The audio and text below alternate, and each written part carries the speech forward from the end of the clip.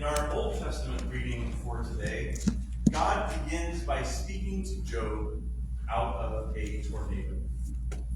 God says, "Who is this who pretends to instruct me with ignorant words?" Or, in other words, who is this who thinks he's going to teach me with words about things he does not understand? Yikes. But an even bigger yikes is what God says next. Dress for action like a man. It's difficult to render the Hebrew meaning into our contemporary English. The older English translations said, "Gird your loins like a man." But we don't use that kind of language anymore. What it means is, in the context of a soldier, make sure you have your body armor on and your helmet on. In the context of mixed martial arts, this would be saying something like, make sure you have your athletic cup on, and make sure that your hands are wrapped to try to avoid breaking any bones. God is ready to fight with Job. This isn't going to end well for Job. Or is it? God is ready to fight with Job because Job accused God of wrongdoing. Job had accused God of injustice because of Job's suffering. You see, Job saw himself as innocent. He saw himself as righteous. And so it wasn't fair that an innocent and righteous person like himself should suffer. But Job does not have the correct number of different ways, and God is going to teach him about that. God asks Job 5 questions. Where were you when I laid the foundations of the earth? Tell me if you have understanding. Who determined the measurements of the earth? Surely you know. Who stretched out the measuring tape upon the earth? On what were the bases of the earth sunk? Or who laid the cornerstone of the earth when all the angels sang and shouted for joy? And finally, who gave the sea boundaries when the sea was born? When I made the clouds to be clothing for the sea, and when I made thick darkness to be its baby blanket, and when I set limits for the sea and created its boundaries and said, thus far you shall come and no farther, and here shall your proud waves be stayed. Of course, Job's answer to all of these questions necessarily had to be, I was not there when you laid the foundations of the earth, and I do not have understanding. You, Lord, determined the measurements of the earth. You measured the earth, O Lord. I don't know on what the bases of the earth were sunk, but you, O Lord, laid the cornerstone of the earth. You, Lord, gave the sea its boundaries. God is God and Job is not. That is most certainly true. Job does not have God's perspective on anything. But perhaps you can identify with Job when he complains that his suffering is not fair. This usually takes the form of the question, why? Why do I have to suffer in this particular way, Lord? Why did the person whom I loved more than my own life have to die? Why is my body so broken that I cannot do what I want or need to do, or to go where I want or need to go? Why am I alone, or why am I so lonely? Maybe you have a different question for God that is like those questions.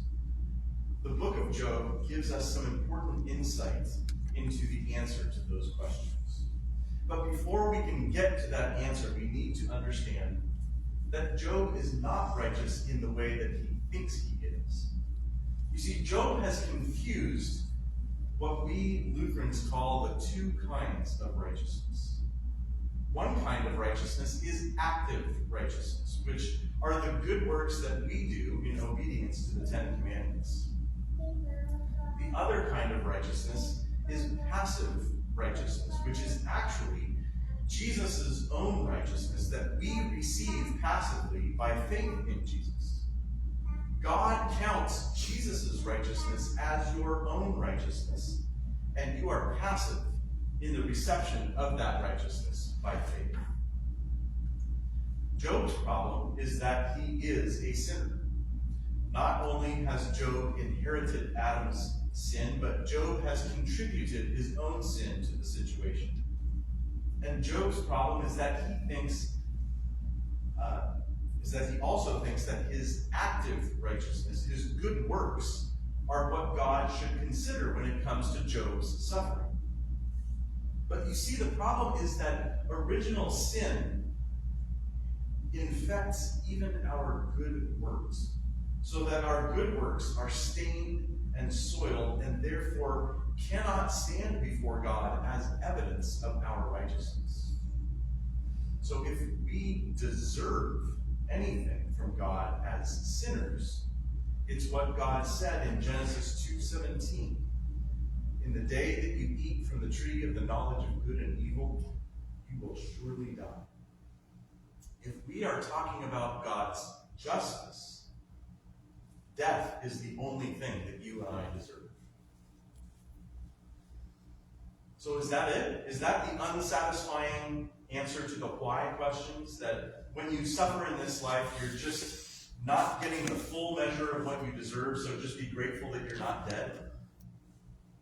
No, that's not it. God does consider Job to be righteous, but God considers Job to be passively righteous because of Jesus' righteousness. And that leads us to another important way in which Job does not have God's perspective on anything. Job does not understand that at the beginning of the story, way back in Job chapter 1, it was God who picked the fight with Satan. God approached Satan and said, "Have you considered my servant Job, that there is none like him on the earth, a blameless and upright man who fears God and turns away from evil?" God picked the fight, and then he offered Job up as his champion. Again, it's absolutely vital to understand that God does not consider Job to be a, quote, blameless and upright man who fears God and turns an upright man who fears God and turns away from evil. And Job receives Jesus' righteousness passively by faith. Job didn't know that, because by the end of the book of Job, Satan has lost. Not only did Job not curse God like he would, but God also restored Job's fortunes twice as much as Job originally had. Just as Jesus rose from the dead with a completely new kind of body, a new creation body, so Job has a completely new kind of life at the end of the story of Job. The point is not that God will give you lots of money and possessions if you suffer in this life. The point is that your suffering in this life contributes to the defeat of the devil. Your suffering is another nail in the devil's coffin. So even though you are in the middle of your own suffering, you do not have God's perspective on your suffering. But God is still good. God was good throughout the entire story of Job. At the beginning, in the middle, and at the end. And the resurrection of Jesus is a guarantee.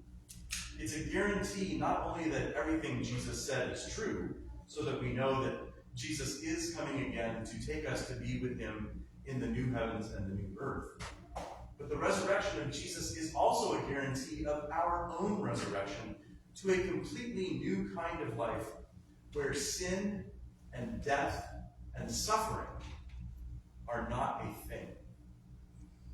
Thanks to the resurrection of Jesus, sin and death and suffering in the new heavens and the new earth.